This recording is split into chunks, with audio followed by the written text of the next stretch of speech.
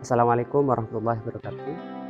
Perkenalkan, nama saya Sofyan Al-Ansori, mahasiswa PPG dalam jabatan Kementerian Agama Angkatan Kedua tahun 2022 di LPTK Universitas Islam Malang, Program Studi Pendidikan Bahasa Indonesia. Saya merupakan guru bahasa Indonesia di MA Miftahul Ulum Kanisat, Kabupaten Jember. Di video kali ini, saya akan mempertunjukkan video pembelajaran di kelas 12 IPA materi teks editorial dengan model pembelajaran berbasis proyek. Demikian, semoga video saya bermanfaat.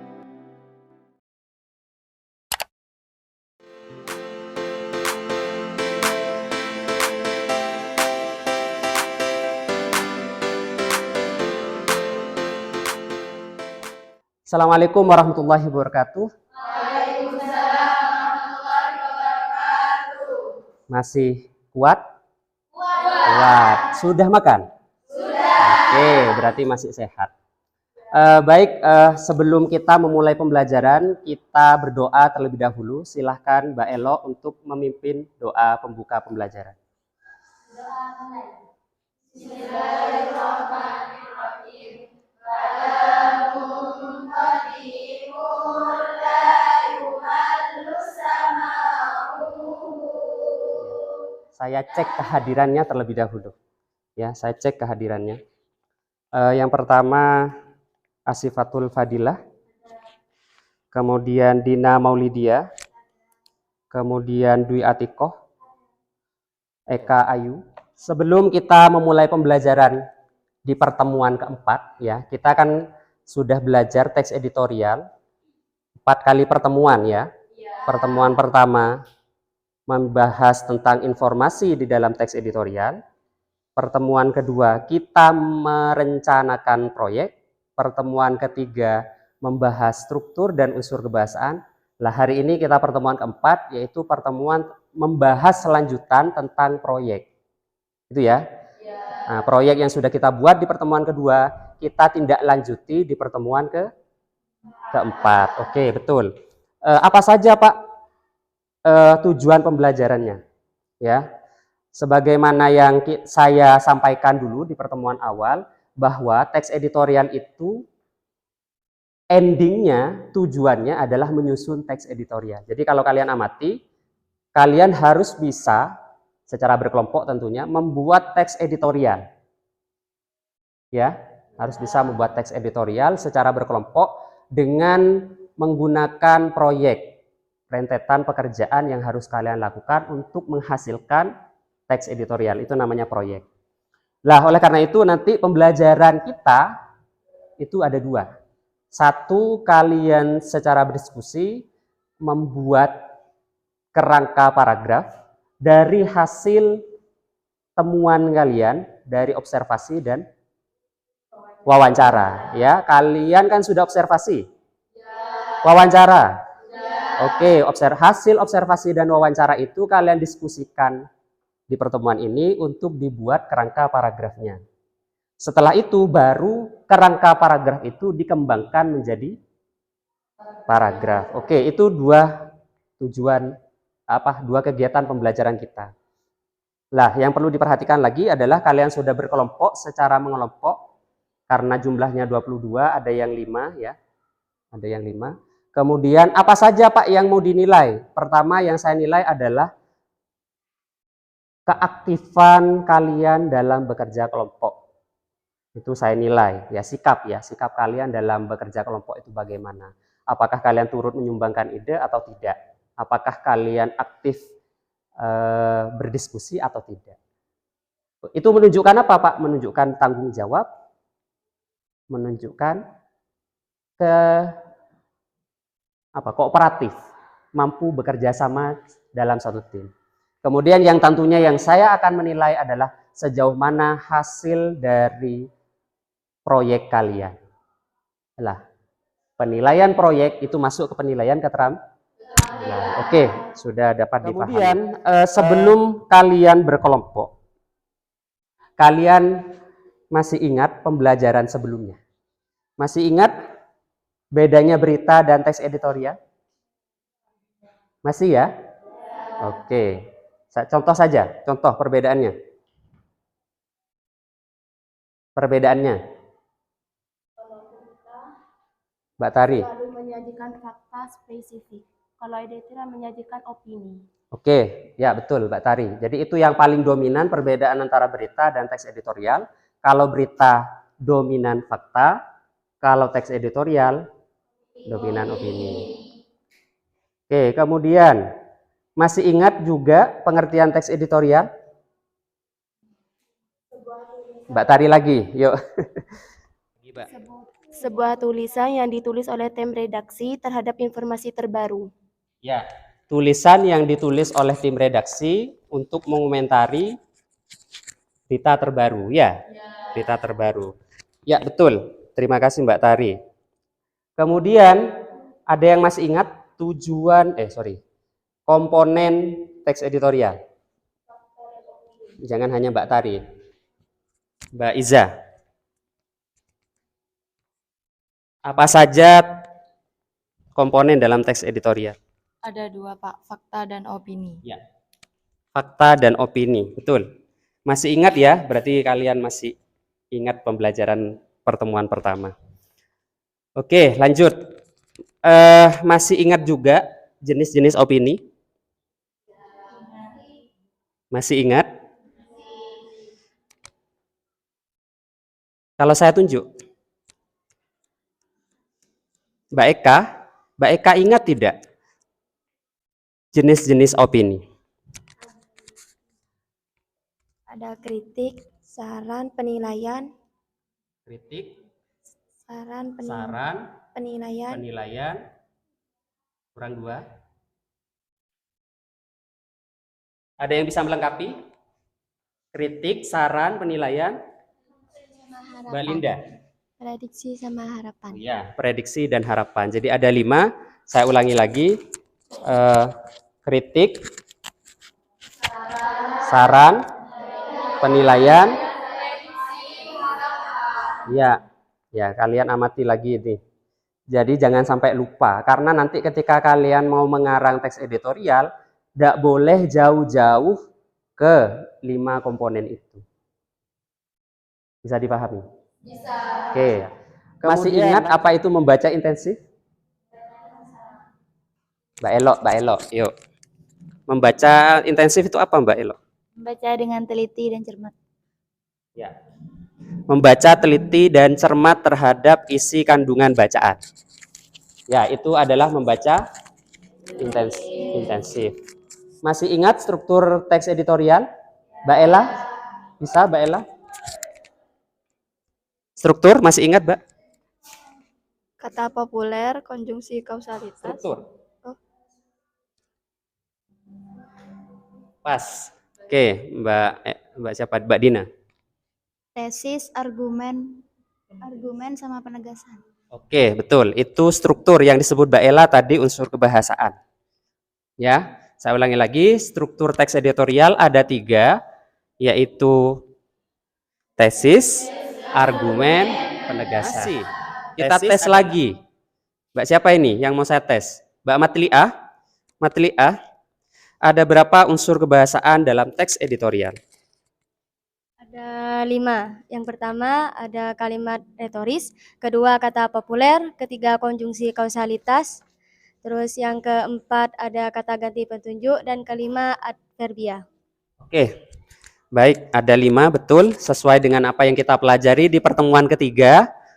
Unsur bahasaan ada 5. Kata populer. Tahap selanjutnya yaitu silahkan kalian mengelompok sesuai kelompoknya masing-masing. Silahkan. Jangan sampai lupa ke kelompoknya. Sudah ya? Sudah mengelompok sesuai kelompoknya masing-masing? Sudah. Saya tanya dulu. Ini kelompok apa kemarin? Sampah ya, kelompok sampah, topik sampah, bukan kelompok sampah. Kelompok yang mengambil topik tentang kebersihan di pondok pesantren, terutama tentang sampah ya, bukan kelompok sampah. Kemudian kelompok ini kelompok tentang kelompok yang membahas tentang kantin. Oke. Ini kelompok apa ini? Kedisiplinan siswa. Oke, berarti ini adalah kelompok yang membahas internal 5 muka ya, membahas tentang kedisiplinan siswa. Kemudian ini perpustakaan. Saya ulangi lagi, kalian sudah punya daftar pertanyaan dan item jawaban dari narasumber. Yang kedua, kalian sudah mempunyai item-item hasil observasi. Ya, ada 2 ya. Lah 2 itu kalian diskusikan untuk merancang kerangka paragraf. Bingung? Tidak. Oke, kalian lanjutkan untuk membuat kerangka paragraf. Silahkan diskusi. Ini masalah apa ini? Kedisiplinan. Ada yang masih mengganjal dari hasil observasi dan wawancara menurut Mbak? Atau mungkin ada yang mau ditambah dalam satu kelas? Ini kalau kelas semua masuk ke kantin, ke perpus malah enggak bisa ya. Nanya apa ke Bu Mabrur kemarin? Kendala Bu Mabrur. Kalian enggak tanyakan enggak kendala yang Bu Mabrur alami? Ayo, kemarin kan saya sudah ngasih clue. Coba yang ditanyakan itu adalah hal-hal yang dialami oleh Bu Mabrur sebagai penjaga perpus. Ini kelompok apa ini? Kantin. Sudah puas dengan hasil temuan observasi? Apa masih kurang menurut kalian? Atau ada yang Pak kurang pas Pak? Atau ada yang mau ditambah Pak? Ya, itu apa itu? Oh, ada kendala dari kelompok ini kemarin ketika observasi? Kendala kalian yang saya tanyakan, ada kendala? Tidak ada. Tidak ada kendala ya, lancar-lancar saja. Iya. Oke. Kalau wawancara ada kendala? Membuat kerangka. Saya tanya sekarang, apakah ada kendala dalam membuat kerangka? Kelompok ini dulu. Ada kendala tidak menyusun kerangkanya? Kalian tidak kesulit? Kalian terbiasa menulis atau tidak? Kendala saya amati ya dari beberapa anak itu adalah kendalanya ketika mau mengungkapkan ide. Apa sebenarnya di pikiran ada Pak, tapi ketika saya menuangkan ke dalam bentuk tulisan itu kadang yang blank atau mandek ya. Nah, makanya kenapa kok ini dibuat kelompok? Karena satu, saya masih tidak yakin kalian mampu memproduksi teks perorangan. Oleh karena itu, pembelajaran kita hari ini itu dibuat kelompok agar masing-masing ide dalam kepala kalian itu bisa didiskusikan secara bersama-sama. Itu insya Allah lebih memudahkan kalian dalam memproduksi teks daripada satu orang mengarang itu ya, mengembangkan kerangka itu kalau banyak orang itu lebih mudah. Intinya itu diskusi ya, intinya diskusi. Kalau diskusinya mandek, ya mau dibuat kelompok sebanyak apapun ya tidak akan jadi. Tapi kalau diskusinya lancar, jadi. Itu ya.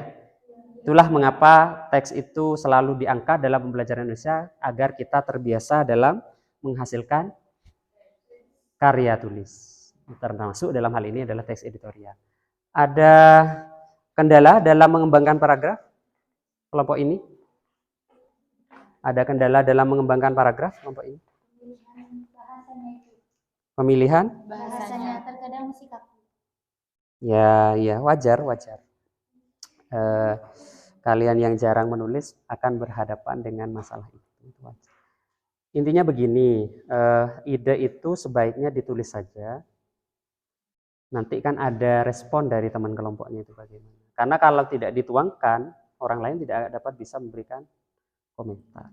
Ya memang, saya saja ketika menulis karangan itu selalu akan berhadapan dengan pemilihan kata atau disebut dengan diksi.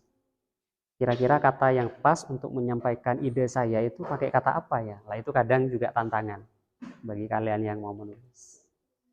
Dan itu wajar, artinya tidak usah takut, itu adalah sesuatu yang wajar dalam dunia tulis menulis di awal-awal. Tapi kalau kalian sudah terbiasa menulis, ide itu langsung muncul.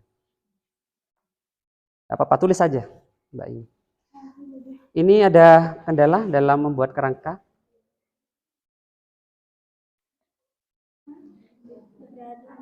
Ya, kenapa kok dibuat kerangka dulu, Pak? Ada yang bisa jawab? Kenapa kalau buat karangan itu buat kerangkanya dulu? Kenapa? Supaya mudah mengembangkan. Iya, betul. Betul sekali. Agar kita mudah mengembangkan ide, tulisan itu kan panjang. Ya, teks itu kan panjang, banyak paragraf. Agar memudahkan kita mengembangkan paragraf, maka buat tema-temanya atau kalimat-kalimat utamanya. Nah, kalimat-kalimat utama itu disebut dengan kerangka. Jadi misalkan kalian buat 3 kerangka, paragraf 1, kerangka 1, kerangka 2, kerangka 3. Lah, kerangka 1 itu menjadi bakal calon paragraf 1. Lanjut itu, kerangka yang kedua bakal calon paragraf kedua. Begitu seterusnya. Jadi itu cara memudahkan kalian menulis teks yang panjang. Ada yang mau ditanyakan? Saya coba pancing dulu. Apa kaitannya membaca dan menulis? Saya pancing ini dulu. Bukankah saya sudah pernah menyampaikan bahwa kendala kita itu adalah rendahnya minat kita membaca. Pernah saya nyampaikan itu di pertemuan ketiga. Ya. Keterampilan membaca itu adalah keterampilan yang menyerap informasi dari luar ke otak kita, menuju ke otak kita, dari mata ya. Bacaan masuk ke mata, diproses di otak kita sehingga menjadi informasi di otak kita.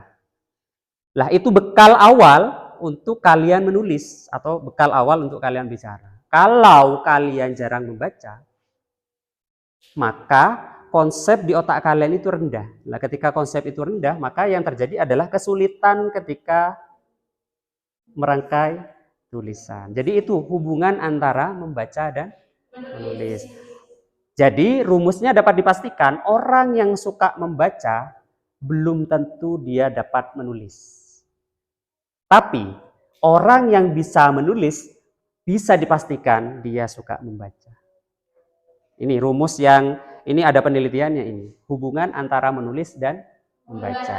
Kalau sudah banyak menyerap melalui tulisan, maka otomatis kalian mampu memproduksi tulisan, baik itu secara lisan maupun secara tulis. Jadi ingat ya, jadi kalau kalian mengalami kendala dalam mengarang, itu coba dirunut-runut, apa kira-kira? Pasti mentok ke keterampilan membaca, karena jarang membaca. Sehingga pembendaharaan atau kosakata yang ada di otak kita itu sedikit. Jadi kita kesulitan memilih kata-kata apa ya yang mau saya pilih. Tapi kalau pembendaharaan di otak kita itu sudah banyak, otomatis tinggal mengeluarkan, merangkai dan seterusnya. Itu hubungan antara menulis dan membaca. Oke, demikian kita lanjut ke tahap selanjutnya. Kita ice breaking dulu ya, biar tidak ngantuk ya. Ya, coba kita berdiri yuk, berdiri. Ice breaking. Ice breaking, tidak apa-apa, biar tidak ngantuk. Tepuk tangan, tangan diputar-putar, peganglah bahu, tangan diputar-putar. Yuk goyang. Digoyang-goyang, digoyang. Kurang goyang. Putar-putar. Diputar-putar, peganglah bahu. Yuk goyang ya. Digoyang-goyang. Baik, kita masuki babak selanjutnya atau tahap selanjutnya. Saya persilahkan untuk mempresentasikan laporan proyeknya di masing-masing kelompok. Silakan dimulai dari kelompok kantin terlebih dahulu. Assalamualaikum warahmatullahi wabarakatuh. Waalaikumsalam warahmatullahi wabarakatuh. Kami di sini akan mempresentasikan tentang laporan proyek menyusun teks editorial. Topik yang kami bahas tentang kantin madrasah. Alasan pemilihan topik, banyak hal yang ditimbulkan dari keberadaan kantin di madrasah kami, mulai dari letak, luas, jenis makanan, hingga kebersihannya. Kami memilih topik tersebut karena kantin selalu menjadi perbincangan siswa, terutama dalam hal pembelian makanan, sehingga menarik perhatian kami. Jadwal kegiatan. Rencana jadwal kegiatan menentukan topik pada tanggal 31 Oktober 2022. Hasil observasi. Hal yang kami temukan setelah mengobservasi lingkungan kantin, pertama, ruangan kantin hanya mempunyai luas 5,94 meter persegi dengan ukuran Adapun wawancara dengan penjual kantin, yakni Mbak Faizatul Hikmah, yang wawancara kami lakukan pada hari Senin, tanggal 14 November 2022, pada saat setelah istirahat. Pertanyaan-pertanyaan yang kami ajukan, yakni, adakah kendala dalam mengelola kantin? Dan Mbak Faiz menjawab, iya ada, kendalanya pasti ada. Saya tidak bisa melayani seluruh siswa secara bersamaan ketika istirahat. Kemudian pertanyaan yang selanjutnya, apa penyebab masalah tersebut?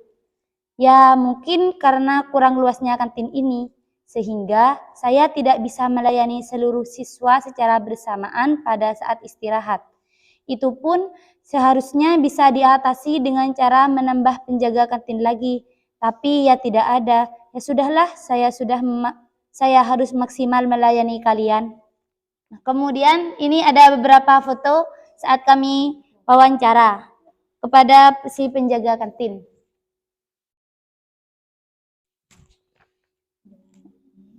Dan ini itu Mbak Faiz, penjaga kantin. Dan itu potret anak-anak ketika beli-beli.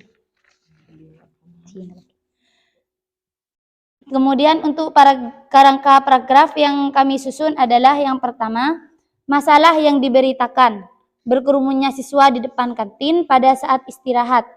Yang kedua, penyebab masalah, ukuran kantin yang sempit, kotor, dan makanan yang kurang variatif.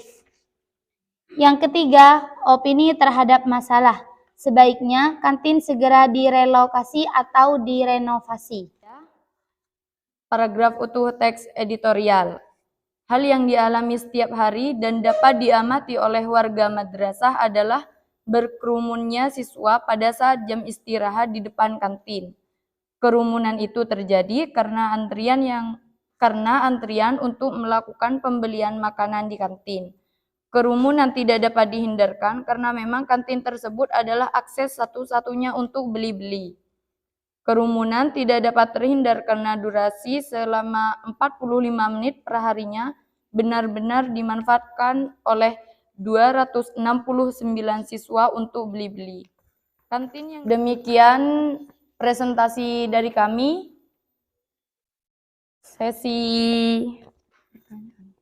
Sesi pertanyaan kami buka.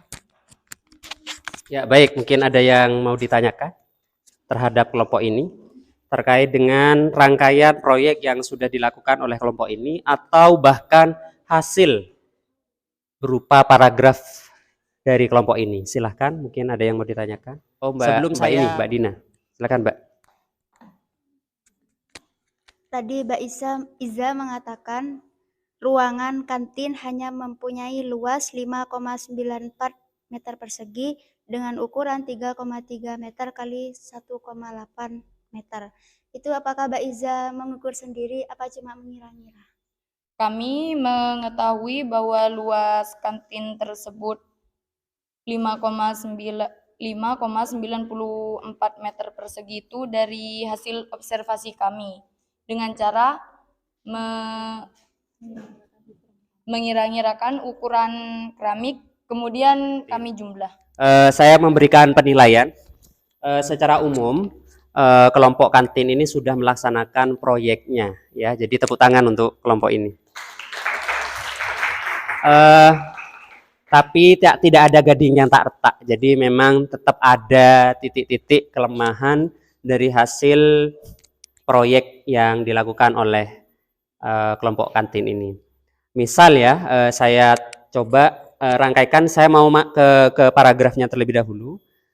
Di paragraf, kelompok ini menyusun bahwa ada nomor 2 itu saya temukan, ukuran kantin yang sempit, kotor, dan makanan kurang variatif. Ketika saya baca hasil pengembangan paragraf, ya, saya menemukan kesempitan kantin dan menemukan kekotoran kantin di dalam paragraf kedua. Tapi saya tidak dapat menemukan kurang variatifnya makanan di paragraf kedua. Artinya antara kerangka karangan dengan pengembangan paragrafnya tidak sesuai, bukan tidak sesuai, tidak lengkap ya, tidak lengkap.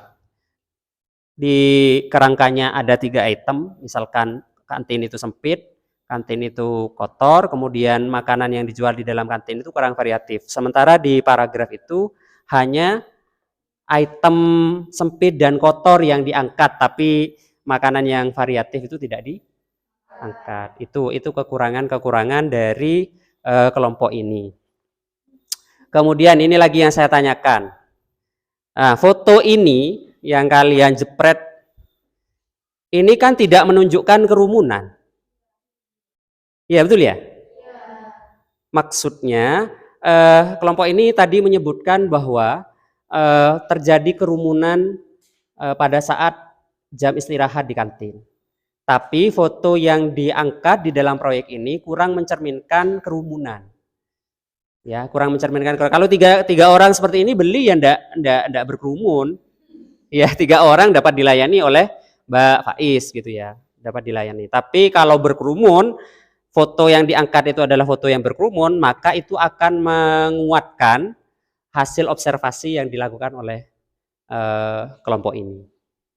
Itu ya salah satu contoh mengapa foto itu kurang match dengan observasi. Kalau ini saya kira match ya. Ini kan ingin menggambarkan bahwa sosok penjaga kantin itu adalah Mbak Faiz gitu ya. Kemudian kalau yang ini sebenarnya sudah mampu mencangkup bahwa gambar ini ingin memperlihatkan sesi wawancara kelompok ini ke penjaga kantin. Nah, saya kira 2 foto itu sudah bagus, hanya saja ini yang ingin saya kritik, mengapa ini tidak menggambarkan ciri-ciri kerumunan. Itu ya, itu penilaian dari saya. Kemudian yang ingin saya tanyakan lagi adalah apakah dari sekian banyak pertanyaan yang kelompok ini ajukan ke Mbak Faiz itu sudah dirangkum dan dimuat ke dalam ini semua, ke dalam paragraf? Yakin sudah? Betul?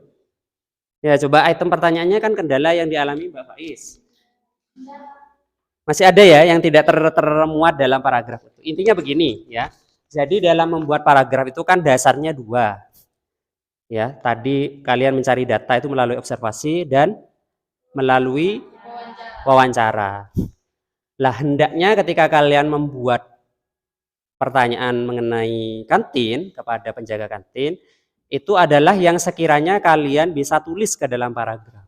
Jadi apa ya? Biar ada gunanya kalian bertanya itu kepada penjaga kantin. Kalau pada akhirnya itu tidak dimuat di dalam paragraf, buat apa kalian bertanya itu gitu ya. Jadi itu yang saya maksud.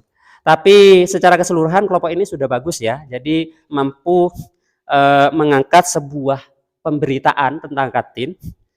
Ya anggap ini pemberita tentang kantin ya, karena kantin itu sebagaimana kalian alami memang berkerumun di jam-jam istirahat. Walaupun gambar yang diambil kurang mencerminkan kerumunan. Saya kira itu saja komentar saya terhadap kelompok ini. Tepuk tangan sekali lagi untuk kelompok ini.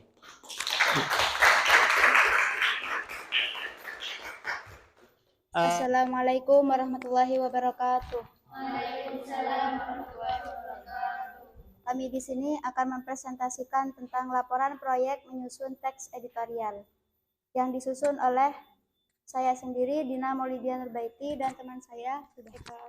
Dalam kelompok kami memilih topik kedisiplinan siswa.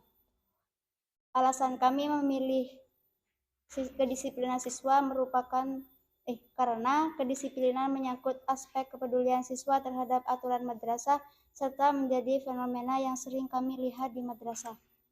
Jadwal kegiatan menentukan topik pada tanggal 31 Oktober 2022 dan menyusun hal yang kami temukan setelah mengobservasi kedisiplinan siswa ada yang pertama, setiap hari selalu ada siswa yang terlambat. Yang kedua, siswa terlambat didominasi oleh siswa laki-laki.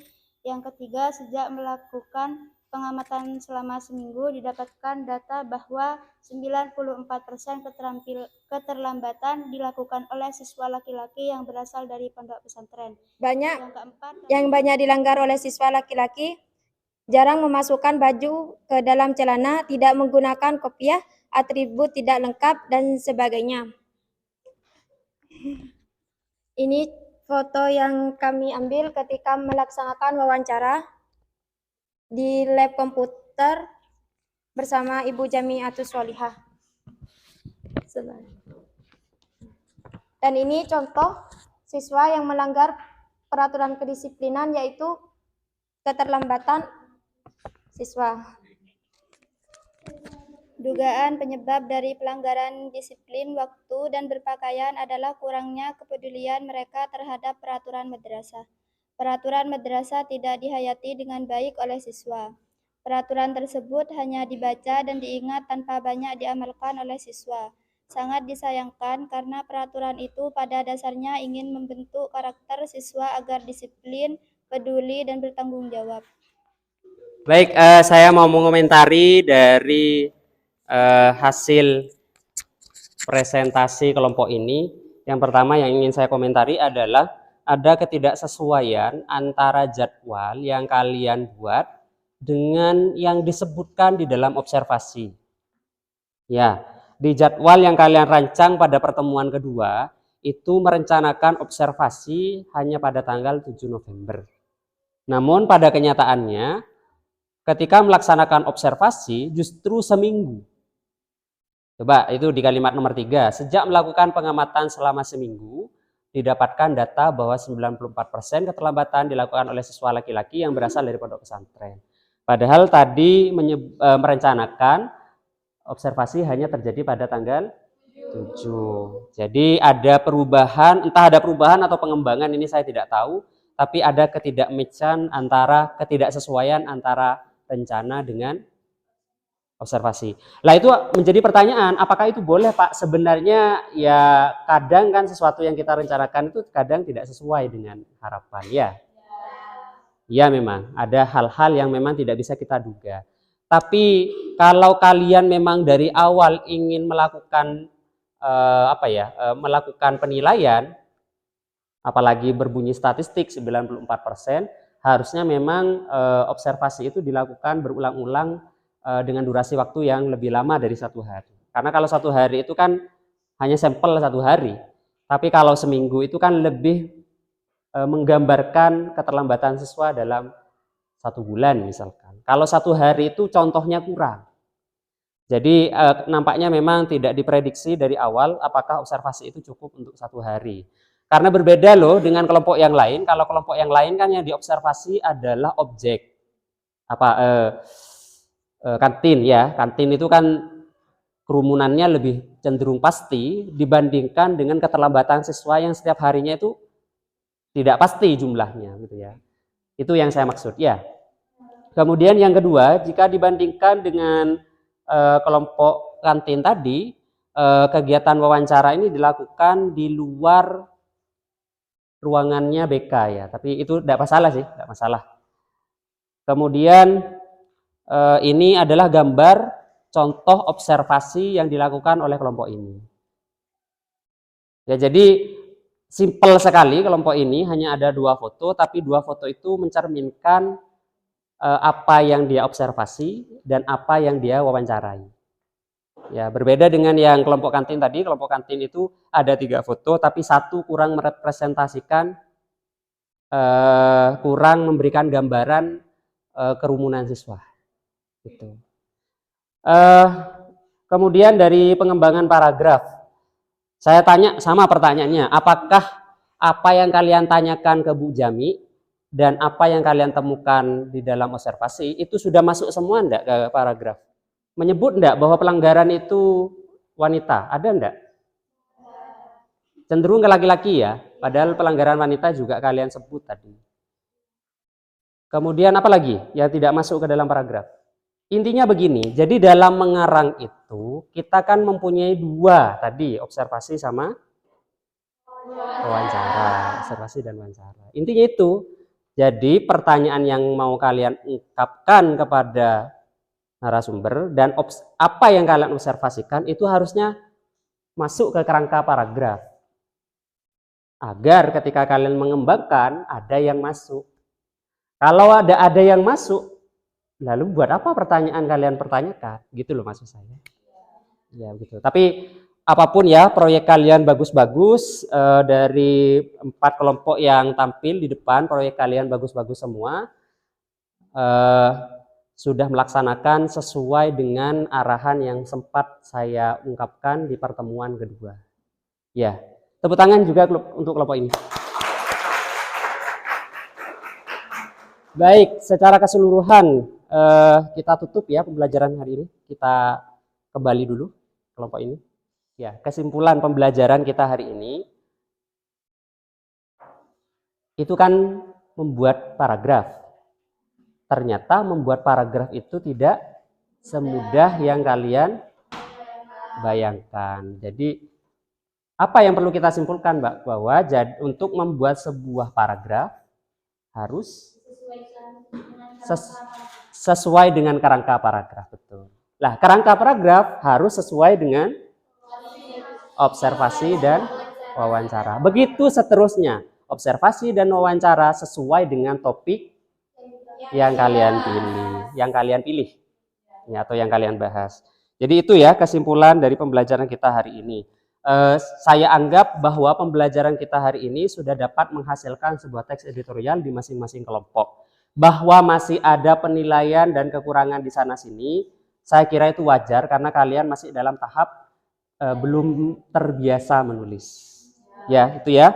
Untuk penilaiannya sudah saya nilai barusan ketika melaksanakan diskusi, sudah saya amati sejauh mana anak-anak masing-masing itu aktif atau tidak dan seterusnya.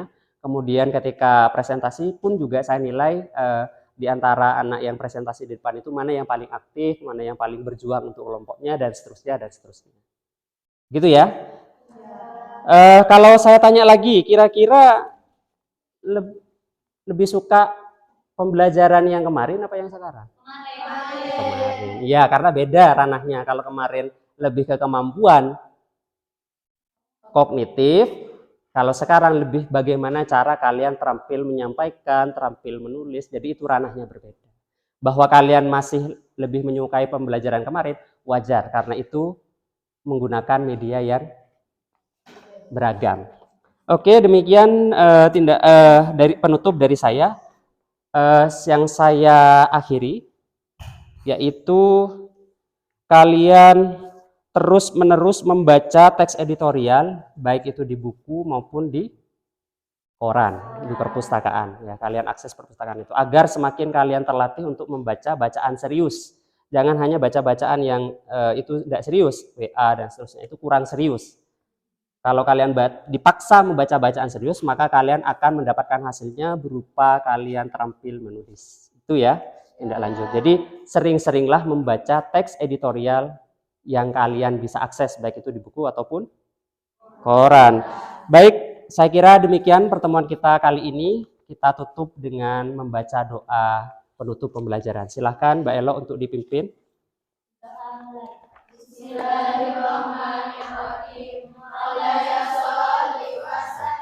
Oke, demikian pembelajaran kita hari ini. Saya tutup dengan wassalamualaikum warahmatullahi wabarakatuh.